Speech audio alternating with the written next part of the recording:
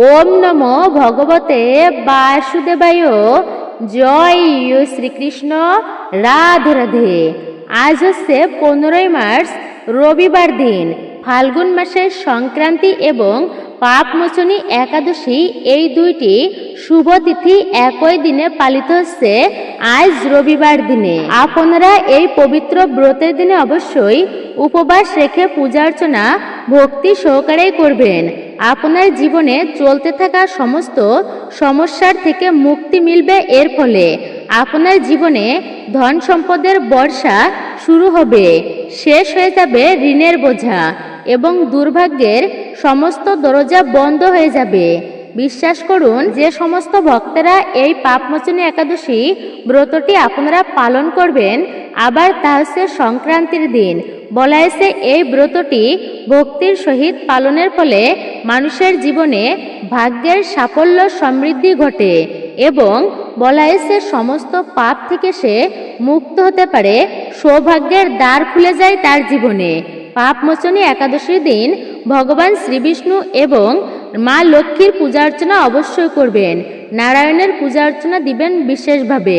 বিশ্বাস করা হয় যে ভক্তেরা সম্পূর্ণ নিয়ম, শ্রদ্ধা এবং সংযমের সাথে পাপমোচনী একাদশী ব্রতটি পালন করেন, তিনি জীবনে যত প্রকার পাপ রয়েছে সেগুলো থেকে চিরতরে মুক্তি পান। এর ফলে তার নষ্ট হওয়া কাজ তাও সফল হয়ে যায় এবং পাপের নাশ হয়।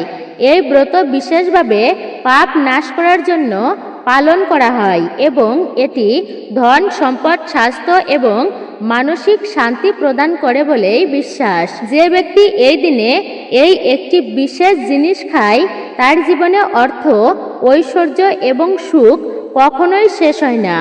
আপনাদেরকে সুস্বাগত জানাই আমাদের রায়কিশোরী দীপা তথা সনাতন ধর্মীয় তথ্যমূলক চ্যানেলে। আমি দীপা। সকলে কেমন আছেন? নিশ্চয়ই ঈশ্বরের অশেষ কৃপায় সকলে ভালো আছেন, সুস্থ আছেন।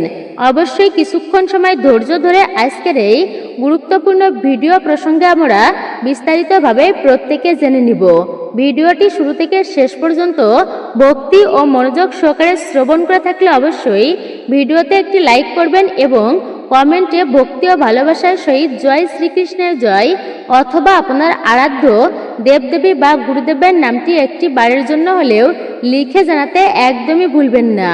ভিডিও থেকে আপনি উপকৃত ও সমৃদ্ধ হবেন। তাহলে চলুন প্রবেশ করা যাক আজকের মূল ভিডিওতে।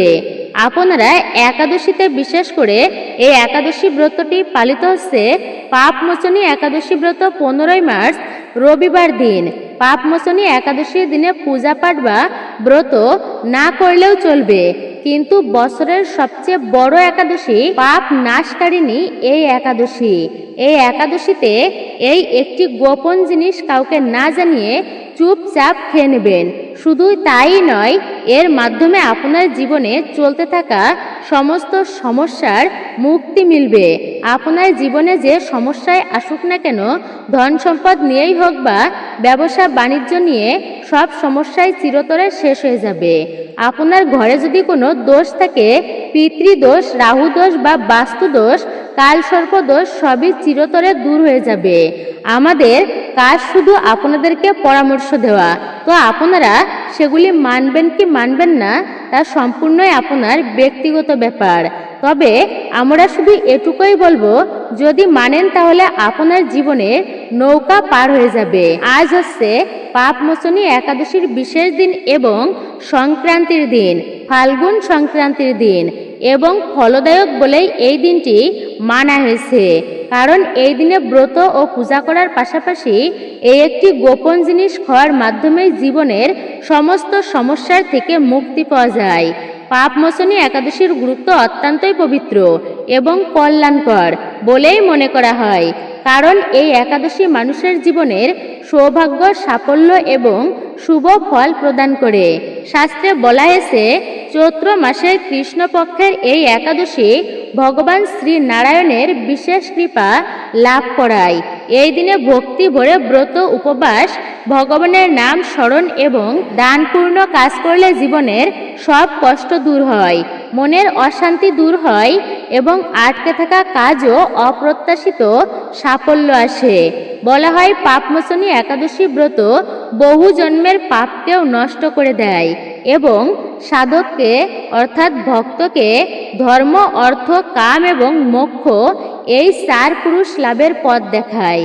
যে ভক্ত নিয়ম মেনে এই ব্রত পালন করেন, ভগবান তার উপর অত্যন্তই প্রসন্ন হন, তাকে বিশেষ কৃপা প্রদান করেন।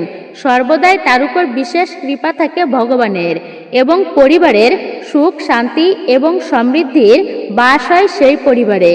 যদিও পাপমোচনী একাদশীর ব্রত সাধারণত কিছু না খেয়েই রাখা হয়, যদি আপনি 15ই মার্চ পাপমোচনী একাদশীর রাতে একটি বিশেষ জিনিস খেয়ে নেন, তাহলে আপনার ঘরে ধন সম্পদ এত বেড়ে যাবে যে তা কখনোই শেষ হবে না। এই উপায়টি খুবই সহজ এবং অলৌকিক, যা জীবনে অবশ্যই পালন করা উচিত।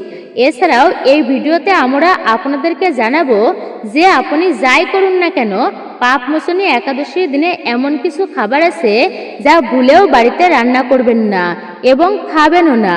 এই ভিডিওতে আমরা সেই বিষয়েই বলবো যে পাপমোচনী একাদশীর দিন ভুল করেও এই 3টি কাজ কখনোই করবেন না, নইলে দারিদ্র্য আসতে একদমই সময় লাগবে না।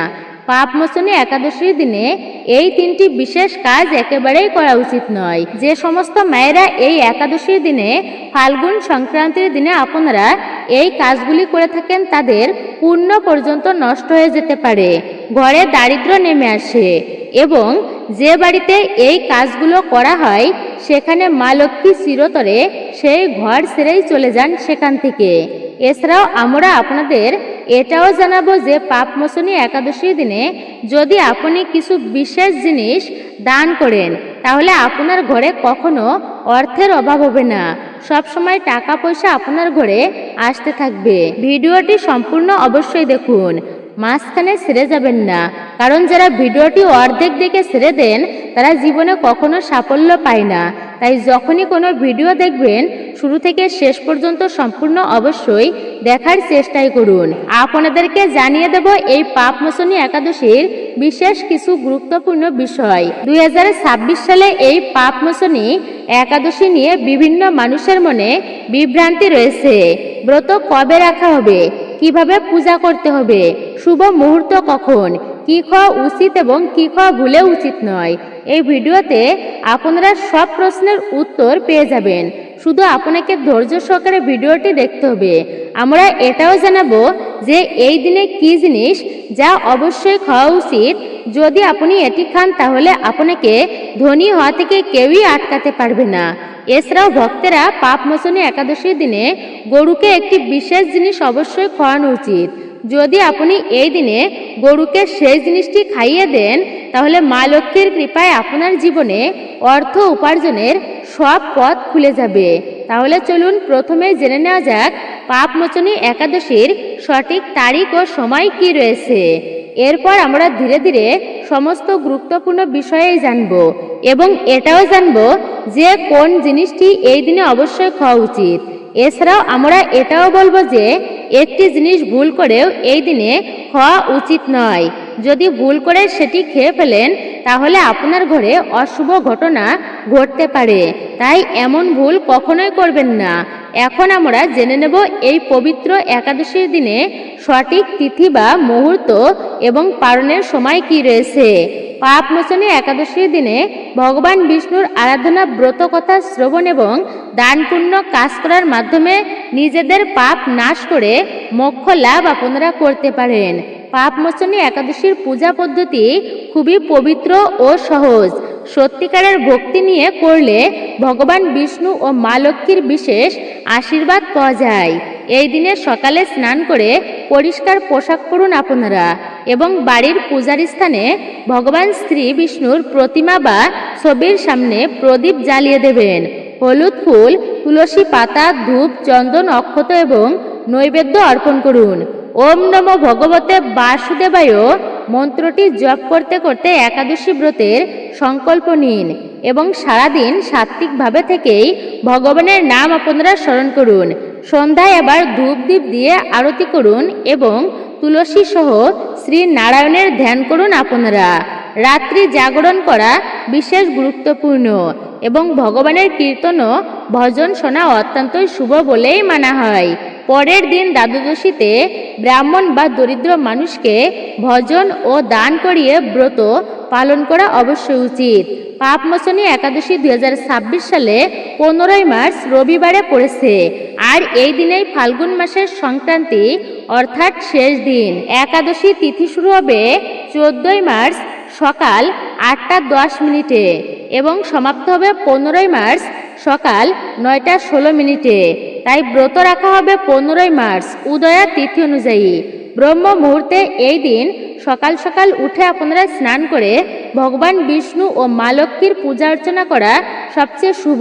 ব্রহ্ম মুহূর্ত থাকবে ভোর প্রায় 4টা 50 থেকে 5টা 40 পর্যন্ত। ব্রত পালন করা শুভ হবে 16ই মার্চ সকাল 6টা 30 থেকে 9টা 10 মধ্যে।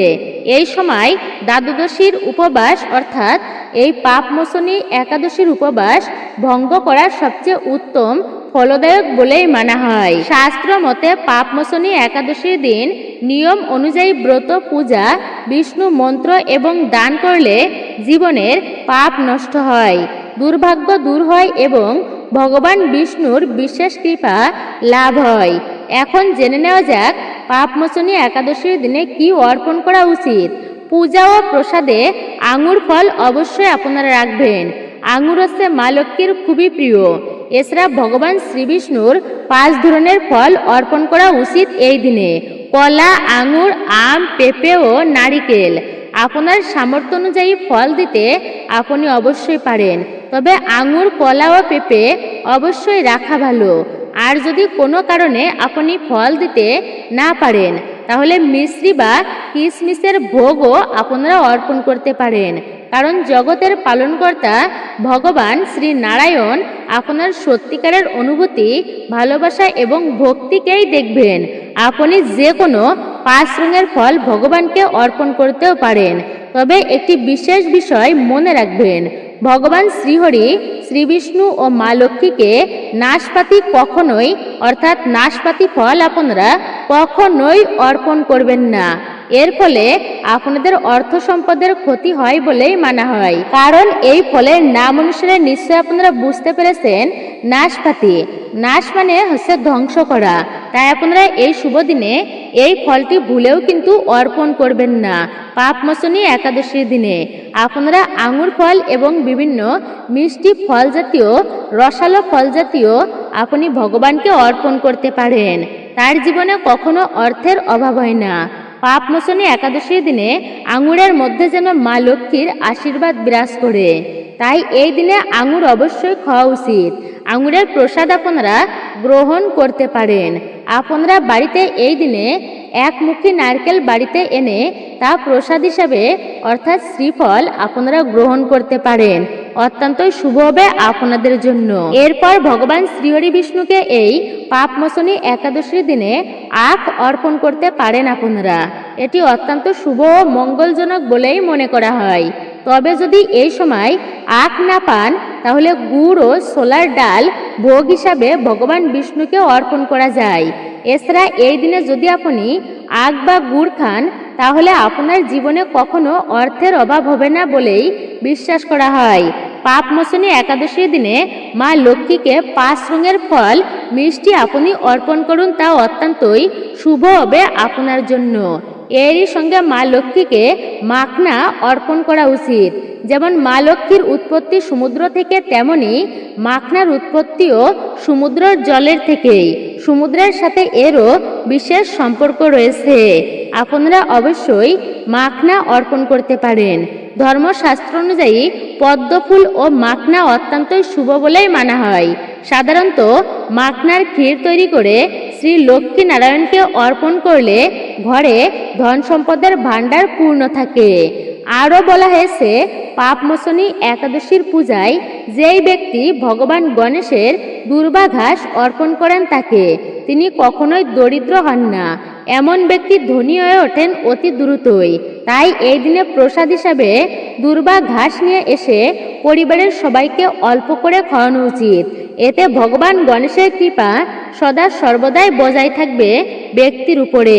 পাপমোচনী একাদশীর দিনে মা লক্ষ্মীকে ক্ষীর অর্পণ করুন। তার কুণ্ডলীর সমস্ত গ্রহ নক্ষত্র অনুকূল হয়ে যায় নয়তো তাহলে তাকে ধনী হওয়া থেকে কেউই আটকাতে পারে না। মা লক্ষ্মীকে অর্পণ করে সেই প্রসাদ পুরো পরিবারকে খাওয়ানো উচিত। এতে বন্ধ ভাগ্যের দ্বারও খুলে যায় এবং জীবনে ধন সমৃদ্ধি ও ঐশ্বর্য স্থায়ী হয়। শাস্ত্রে বলা হয়েছে যে পাপমোচনী একাদশীর দিনে সীতাফল বা কাস্টার্ড অ্যাপেল খাওয়া অত্যন্তই শুভ। এটি খেলে অনেক রোগ দূর হয় বলেই মানা হয়। কথিত আছে ভগবান রামের বনবাসের সময় মা সীতা এই ফলটি খেয়েছিলেন। তাই এই ফল খেলে জীবনের দুঃখ দূর হয় এবং মা বাবার আশীর্বাদও লাভ করা যায়। বিশেষ করে যদি আপনারা পাপমোচনী একাদশীর দিন আর এই একাদশী যদি রবিবারে পড়ে তাহলে বেগুনের কোনো তরকারি খাওয়া উচিত নয়। এছাড়া ফলের জুস খেতে পারেন আপনারা, তবে তাতে লবণ বা বরফ দেওয়া উচিত নয়, নইলে ব্রত ভঙ্গ হয়ে যেতে পারে আপনার। এখন প্রশ্ন হলো পাপমোচনী একাদশীর দিনে কোন খাবার কখনোই ঘরে তৈরি করা উচিত নয়। শাস্ত্র মতে আপনারা এই দিনে রসুন ও পেঁয়াজযুক্ত খাবার একেবারেই খাবেন না, কারণ এই দিন ভগবান শ্রীহরি বিষ্ণু ও মা লক্ষ্মীর পূজার বিশেষ বিধান রয়েছে। এই দিনে বিশ্বাস করা হয় যদি কেউ এই দিনে পেঁয়াজ রসুন এবং বিভিন্ন ধরনের রাজসিক ও তামসিক খাবার গ্রহণ করে তাহলে ঘরে রাহু কেতুর প্রভাব বৃদ্ধি পায় এবং শনি দেবতাও অসন্তুষ্ট হন। আর যেখানে রাহু কেতুর প্রভাব থাকে সেখানে মা লক্ষ্মী ও ভগবান বিষ্ণুর কৃপা কখনোই স্থায়ী হয় না। এছাড়া পাপমোচনী একাদশীর দিনে চাল খাওয়া উচিত নয়। তাই আপনি সাবুদানার ক্ষীর বা মাখনার ক্ষীর তৈরি করে ভগবানকে অর্পণ করতে পারেন, বা সাবুদানার তৈরি বিশেষ করে বিভিন্ন ধরনের তরকারিও তৈরি করতে পারেন সাবুদানার। এই বিষয়টি সবসময় মনে রাখা উচিত। অন্যদিকে আপনি চাল বা পেঁয়াজ রসুন খেতে একদমই পারবেন না এই দিনে। কিন্তু পাপমোচনী একাদশীর দিনে পেঁয়াজ রসুন যুক্ত খাবার কেউই গ্রহণ করে না। ছোট্ট ছোট্ট বাচ্চারাও প্রায় এই ভুল করে ফেলে। তারা অনেক সময় বাজার থেকে প্যাকেটজাত খাবার বা কুরকুরে ইত্যাদি খেয়ে ফেলেন যেগুলোতে পেঁয়াজ রসুন থাকে। পাপমোচনী একাদশীর দিনে এসব খাবার থেকে অবশ্যই দূরে থাকবেন, কারণ আপনি নিজেই ভাবুন এই একাদশীর দিনে আপনি কি রাহু কেতুকে নিজের ঘরে ডাকবেন নাকি শ্রীহরি বিষ্ণু ও মা লক্ষ্মীকে? তাই নিজের ঘরকে ইচ্ছাকৃতভাবে নষ্ট করবেন না আপনারা।